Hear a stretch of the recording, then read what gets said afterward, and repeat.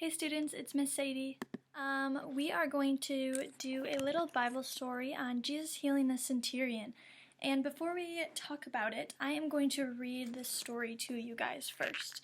So here it is, Luke 7, 1 through 10.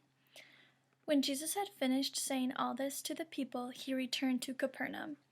At that time, the highly valued slave of a Roman officer was sick and near death. When the officer heard about Jesus, he sent some respected Jewish elders to ask him to come and heal his slave. So they earnestly begged Jesus to help the man. If anyone deserves your help, he does, they said, for he loves the Jewish people and even built a synagogue for us.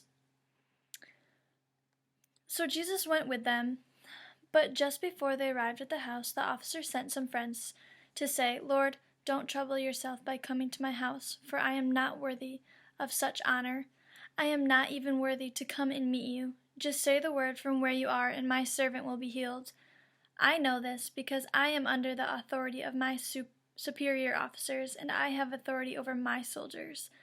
I only need to say go, and they go, or come, and they come. And if I say to my slaves, do this, they do it." When Jesus heard this, he was amazed. Turning to the crowd that was following him, he said, "I tell you, I haven't seen faith like this in all of Israel." And when the officer's friend returned to his house, they found the slave completely healed. Okay, so next we're going to look at this, which is just like the one in your binder. So we're going to do something very similar to what we normally do during devotions, where you're going to pick the correct answer. So I'm going to say 3 things, A, B, or C, and you have to tell me which one happened in the story that we just read, okay? So, did Jesus heal Peter's mother-in-law in this story? Did Jesus heal a soldier's servant from the other side of the city in this story? Or did Jesus turn water into wine? Which one do you think?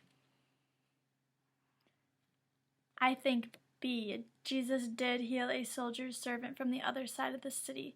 Great work. Okay, we're going to do one more. So, did Jesus praise the soldier's faith? Did Jesus clear the money changers out of the temple? Or did Jesus create a storm? Which one do you think happened in the story? I think it was A. Jesus praised the soldier's faith. Jesus praised the faith that the soldier had in this story because the soldier trusted in God, and he trusted that he could heal his servant from across the city.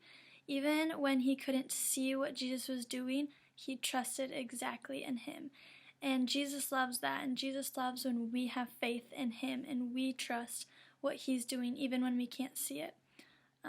So we trust his plan in sickness, in anything bad, in anything good. It is important for us to have faith in the Lord and remember that he has everything under control. This story also shows us that Jesus is greater than sickness.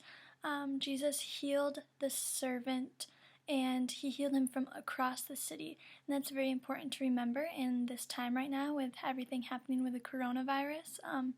Even though we can't see Jesus, he is here and he is going to take care of us. And he has a plan for this, and he can heal those that are sick.